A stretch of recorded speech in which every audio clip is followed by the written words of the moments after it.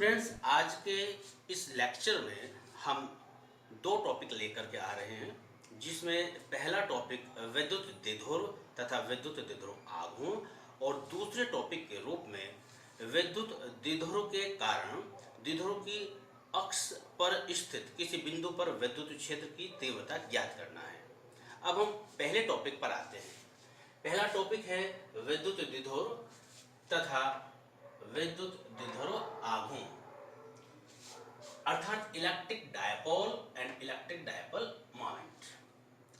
इसमें सबसे पहले हम विद्युत द्विध्रुव ले रहे हैं। स्टूडेंट्स, विद्युत द्विध्रुव कोई भौतिक राशि नहीं है, कोई फिजिकल क्वांटिटी नहीं है। विद्युत द्विध्रुव केवल एक निकाय है, एक सिस्टम है, जिसमें दो बराबर परंतु विपरीत प्रकार के बिंदु आवेश एक दूसरे से अल्प दूरी पर स्थित होते हैं। जैसे मान लेते हैं कि ये एक आवेश है प्लस क्यू, एक ये आवेश है माइनस क्यू। तो ये दो आवेश हैं, एक दूसरे से कुछ दूरी पर स्थित हैं। तो ये जो सिस्टम बनेगा ये एक विद्युत द्विध्रुव कहलाएगा, जो हमने यहाँ फिगर में प्रदर्शित किया हुआ है। विद्युत द्विध्रुव के लिए हम समान परिमाण के दो आवेश लिए हैं, क्यू और क्यू, लेकिन इनकी प्रकृति विपरीत है। इसकी प्रकृति ऋणात्मक है और इसकी धनात्मक है। तो ये बराबर और विपरीत आवेश हुए और एक दूसरे से अल्प डिस्टेंस, स्मॉल डिस्टेंस पर ये स्थित हुए, इसलिए ये विद्युत द्विध्रुव है। तो जब हमें आगे विद्युत द्विध्रुव बनाना होगा तो हम इसी तरीके से विद्युत द्विध्रुव बनाएंगे। इसको थोड़ा सा और स्पष्ट करने के लिए ऐसे समझें, कोई भी परमाणु होता है तो उसमें धनावेश का जो केंद्र होता है अर्थात नाभिक, तथा जो ऋणावेश का केंद्र होता है अर्थात इलेक्ट्रॉन, उन दोनों के केंद्र एक दूसरे के संपाती होते हैं। संपाती का अर्थ है कॉन्साइड करना, एक के ऊपर एक, प्लस भी यही है और माइनस भी यही है। तो इसलिए वो परमाणु विद्युत द्विध्रुव नहीं होता।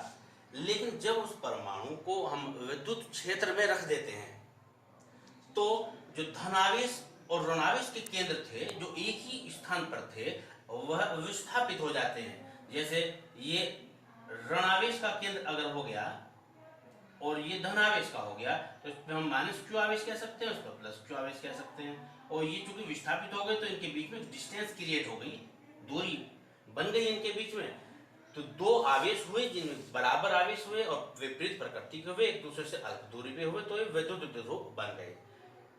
तो यहां से हमने ये सीखा कि कोई परमाणु को अगर हम विद्युत क्षेत्र में रखें और उनके धन और ऋण आवेश के केंद्र एक दूसरे के सापेक्ष हट जाते हैं तो वह विद्युत द्विध्रुव बन जाता है। अब विद्युत द्विध्रुव आघूर्ण के टॉपिक पर आते हैं, जिसे हम इलेक्ट्रिक डायपोल मोमेंट बोलते हैं। जैसे विद्युत द्विध्रुव अभी हमने पहले पढ़ा, वह भौतिक राशि नहीं था, वह एक सिस्टम था, निकाय था। लेकिन विद्युत द्विध्रुव आघूर्ण एक भौतिक राशि होती है। इसे कैसे डिफाइन करते हैं? विद्युत द्विध्रुव में अभी हमने पढ़ा दो बराबर आवेश परंतु विपरीत प्रकृति के थे। तो हम उन दोनों आवेशों में से कोई एक आवेश ले लेते हैं। जैसे हमने एक आवेश Q ले लिया। अब हम उन दोनों आवेशों के बीच की अल्प दूरी लेते हैं। इसे मैंने यहाँ नीचे फिगर में प्रदर्शित किया है, माइनस क्यू आवेश और प्लस क्यू आवेश।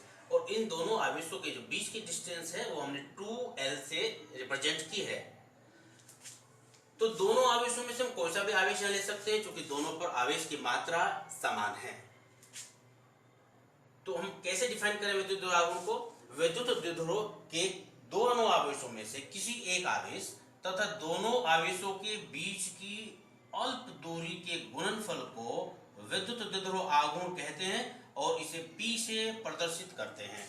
ये एक सदिश राशि होती है। इसे हम इस फॉर्म में भी लिख सकते हैं, P = 2LQ। इसमें 2L एक ही स्थान पर रहेगा, जो कि दोनों आवेशों के बीच की दूरी को प्रदर्शित करेगा। अब हम विद्युत द्विध्रुव आघूर्ण के मात्रक पर आते हैं। विद्युत द्विध्रुव का मात्रक फॉर्मूले से हम ज्ञात कर सकते हैं। यहाँ पर Q आवेश का मात्रक पहले रखेंगे हम, तो मात्रक बनता है आवेश का कूलाम। इसके बाद हम 12 इन डिस्टेंस का मात्रक लेंगे तो मीटर। तो इस तरीके से विद्युत द्विध्रुव आघूर्ण का मात्रक हुआ कूलाम मीटर। अब हम इसकी विमा पर आते हैं। विद्युत द्विध्रुव आघूर्ण की जो विमा होती है वो LAT होती है, जिसमें से L जो है वो डिस्टेंस यानी दूरी को प्रदर्शित कर रही है और AT जो विमा है वह Q की विमा होती है जो Q बराबर IT से ज्ञात होती है। इसके बाद हम विद्युत द्विध्रुव आघूर्ण के कुछ एग्जाम्पल्स बता रहे हैं जिनमें HCl, HBr, H2O, NH3 और CH4 है। विद्युत द्विध्रुव के एग्जाम्पल्स में जैसे HCl को अगर हम समझें तो उसमें H और Cl दो आयन है जिसपे H पर धन आवेश होता है, Cl पे माइनस आवेश होता है। तो इस तरीके से ये बराबर आवेश और विपरीत प्रकृति के आवेश एक दूसरे से अल्प दूरी पर स्थित हो जाएंगे तो इससे एक विद्युत द्विध्रुव की जो है वो रचना होगी। इसी तरह से बाकी एग्जाम्पल्स में ले सकते हैं। अब हम विद्युत द्विध्रुव आघूर्ण की दिशा पर आते हैं। अभी हमने ऊपर बताया कि विद्युत द्विध्रुव आघूर्ण एक सदिश राशि होती है, तो इसकी दिशा किधर है? विद्युत द्विध्रुव की जो अक्ष होती है उसके अनुदिश ऋण आवेश से धन आवेश की ओर इसकी दिशा होती है, जैसे कि फिगर में प्रदर्शित है। ये ग्रीन एरो लगा करके इसमें प्रदर्शित किया है कि माइनस आवेश से प्लस क्यू आवेश की ओर विद्युत द्विध्रुव आघूर्ण जो P होता है उसकी डायरेक्शन होती है। स्टूडेंट्स, अब नेक्स्ट टॉपिक पर आते हैं। नेक्स्ट टॉपिक है विद्युत द्विध्रुव के कारण द्विध्रुव की अक्षीय स्थिति, जिसे हम अनुदैर्ध्य स्थिति भी बोलते हैं, एंड ऑन पोजीशन भी कहते हैं इसको, में किसी बिंदु पर विद्युत क्षेत्र की तीव्रता के लिए व्यंजक प्राप्त करना। एग्जाम की दृष्टि से यह बहुत महत्वपूर्ण है।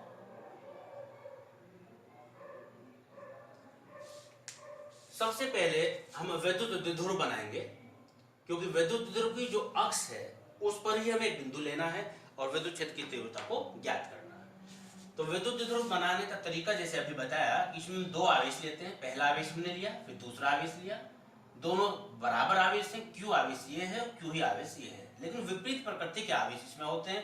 तो ये माइनस Q आवेश हो गया और ये प्लस Q आवेश हो गया, और ये दोनों आवेश एक दूसरे से अल्प दूरी 2L पर स्थित हैं। तो ये हमने यहाँ पर इनकी डिस्टेंस दिखा दी 12, उसमें से इसका जो मध्य बिंदु मैंने O दिखाया हुआ है उससे 12L और L भाग में बट गई, तो ये डिवाइड हो गई L और L में। इसके बाद हमने इसका जो द्विध्रुव का मध्य बिंदु है O, उससे R डिस्टेंस ली, और ये जो विद्युत द्विध्रुव है इसकी जो अक्ष है इस अक्ष को हमने आगे बढ़ाया हुआ है और इसकी अक्ष पर एक बिंदु लिया है। हमने यहाँ बिंदु P लिया है और इस बिंदु P तक की जो डिस्टेंस है O से वो हमें R दिखाई है। हमें इस बिंदु P पर ही विद्युत क्षेत्र की तीव्रता को फाइंड करना है, क्योंकि हमारे पास जो क्वेश्चन है वो यही है कि विद्युत द्विध्रुव की अक्षीय स्थिति में किसी बिंदु पर विद्युत क्षेत्र की तीव्रता को ज्ञात करना।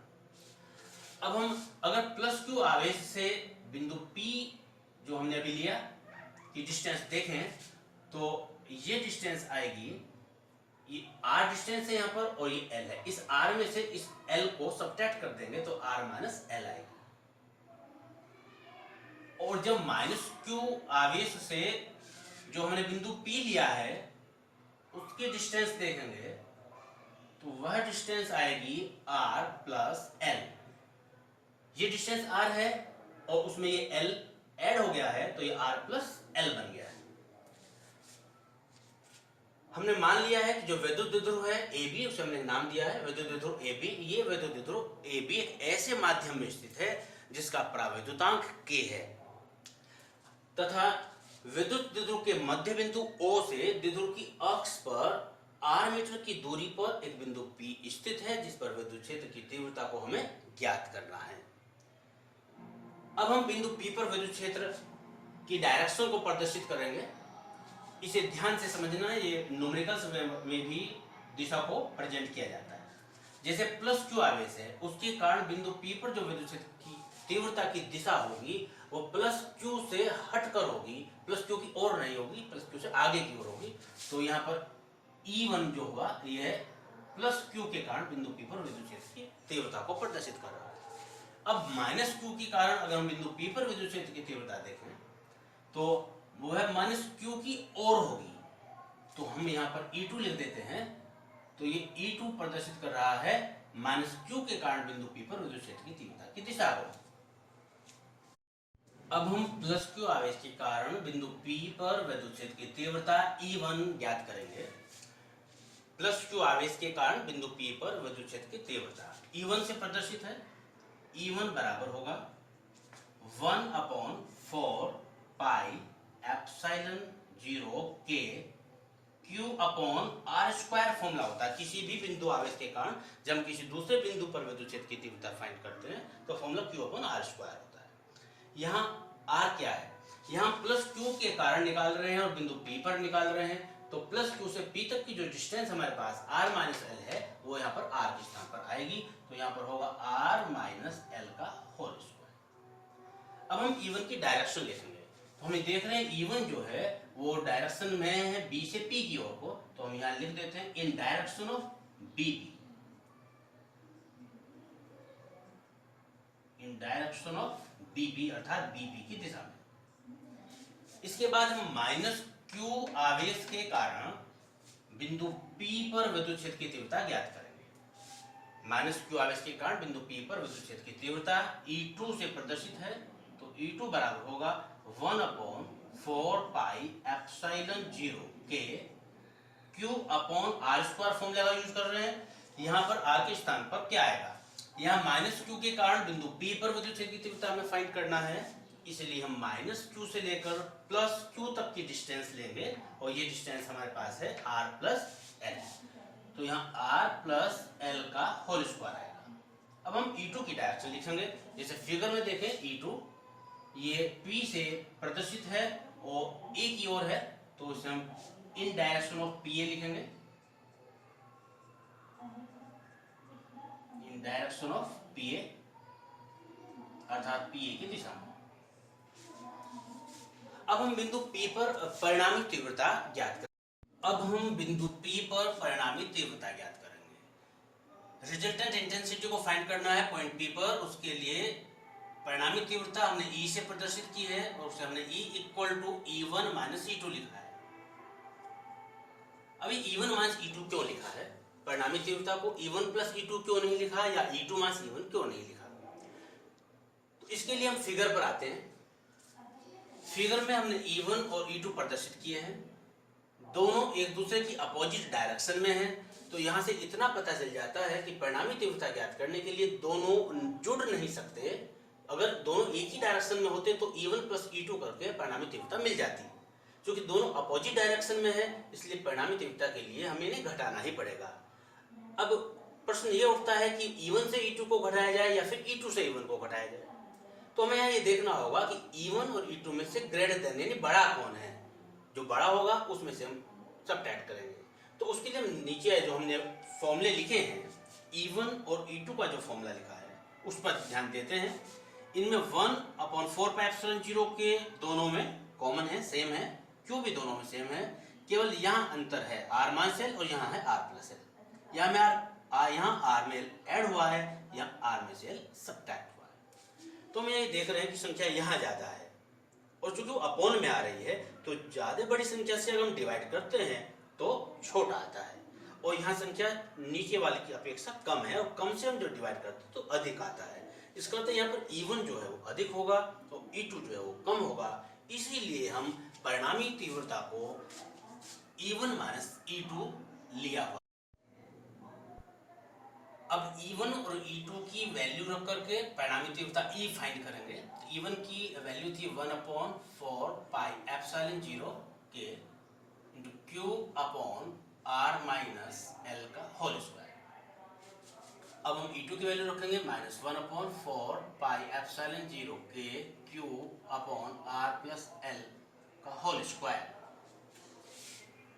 यहां से अब हम कॉमन लेते हैं, common Q upon 4 pi epsilon 0 K आ रहा है, तो Q upon 4 pi epsilon 0 K common लिया, यहाँ 1/R minus L whole square minus 1/R plus L whole square बचेगा। Q upon 4 pi epsilon 0 K, यहाँ एलसीएम लेंगे, एलसीएम में हमने R माइनस L का होल स्क्वायर और R प्लस L का होल स्क्वायर एलसीएम लिया, यहाँ पर आएगा R प्लस L का whole square minus R minus L का होल स्क्वायर। अब हम यहाँ पर एक फॉर्मूला अप्लाई करेंगे। फैक्टर का फॉर्मूला है a square minus B square equal to A plus B, next bracket A minus B. इसे अगर हम ए मानेंगे तो A square minus B square का फॉर्मूला अप्लाई कर सकते हैं। तो इसमें हम R plus L plus R minus L, तो ये तो हमने ए प्लस बी की जगह लिखा। नेक्स्ट ब्रैकेट में ए माइनस बी अर्थात आर प्लस एल, और माइनस की जगह जब ये आर माइनस एल आएगा तो उसकी जो चिन्ह है वो बदल जाएंगे, ये एल प्लस का हो जाएगा इसमें, और नीचे आर माइनस एल और ये आर प्लस एल लिखा, और दोनों का स्क्वायर जो है वो एक जगह यहाँ लगा दिया। अब यहाँ पर एल से एल कैंसिल हो रहा है, यहाँ पर आर से आर कैंसिल हो रहा है, equal to Q upon 4 pi epsilon 0 K. अब इन्हें ऐड करते हैं तो आर और आर, ये 2r बनता है, और ये एल और एल ऐड करके बनता है 2l। नीचे एक बार फिर हम फॉर्मूला अप्लाई कर रहे हैं, a plus B A minus B का, इसे हम वर्गों का अंतर बना के लिख रहे हैं, R square minus L square बन गया है, और इसका जो बाहर का स्क्वायर है वो ऐसे रहा, ये इक्वल टू चल रहा है, ये बना 1/4 पाई एप्सिलॉन 0 के 2r इंटू, इस q को हम 12 के साथ लाए हैं, 12 के साथ q ले आए हैं, 12 क्यू अपॉन और r square minus l square का whole square equal to 1/4 pi epsilon 0 के 2r इंटू, ये जो 2lq है इसे हमने यहाँ p लिख दिया, क्योंकि हमने विद्युत द्विध्रुव आघूर्ण का फॉर्मूला पढ़ा था, p इक्वल टू होता है 2lq, वो अपॉन चल रहा है इसमें R square minus L square का होल स्क्वायर। अब if L less than R, अगर एल आर की कंपेयर में बहुत कम है तो उस कंडीशन में जो एल स्क्वायर है ये और कम हो जाएगा, तो एल स्क्वायर को हम इग्नोर करेंगे, आर स्क्वायर के कंपेयर में एल स्क्वायर को छोड़ जाएंगे यहाँ से हम। साथ ही हमने p इक्वल टू क्या रखा है 12q, तो इस 12q की जगह p हमने यहाँ रख ही दिया है। अब इसमें e इक्वल टू बना 1/4 पाई एप्सिलॉन 0 के 2r इंटू p, तो जब हम एल स्क्वायर को छोड़ेंगे यहाँ से तो आर स्क्वायर और पावर स्क्वायर बाहर है तो आर की पावर 4 बनेगी। अब v इक्वल टू आया 1/4 पाई एप्सिलॉन 0 के 2, यहाँ से r कैंसिल हो जाएगा पावर, तो ये बनेगा 2p अपॉन r की पावर 3। तो ये एक फॉर्मूला आया है विद्युत क्षेत्र की तीव्रता के लिए, इसकी जो यूनिट होती है वो न्यूटन प्रति कूलाम होती है।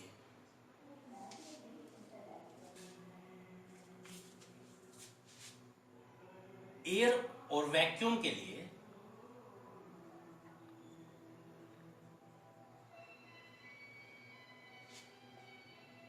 अर्थात वायु या निर्वात के लिए जो k की वैल्यू होती है वो 1 होती है। तो जब यहाँ पर k के स्थान पर 1 रखेंगे तो हम पाएंगे कि E इक्वल टू आता है 1/4 पाई एप्सिलॉन 0। अब k नहीं रखेंगे, k को 1 रख दिया है, और इनटू में 2p अपॉन r की पावर 3 हम ला चुके थे पहले, न्यूटन पर कूलाम।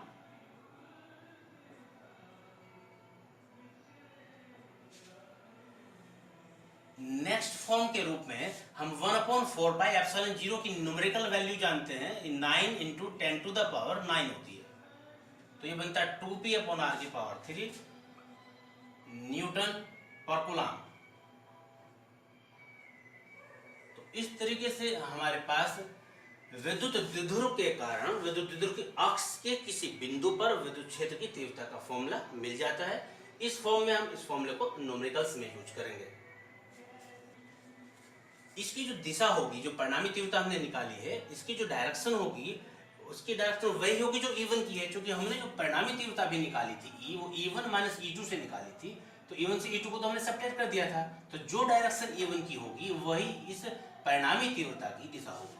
तो ये जो रिजल्टेंट इंटेंसिटी हमने निकाली इसकी दिशा वही होगी जो E1 की है, और जो E1 की दिशा थी वह प्लस क्यू आर से हट करके थी, तो प्लस क्यू आर से माइनस से क्यू प्लस क्यू आर कह सकते हैं।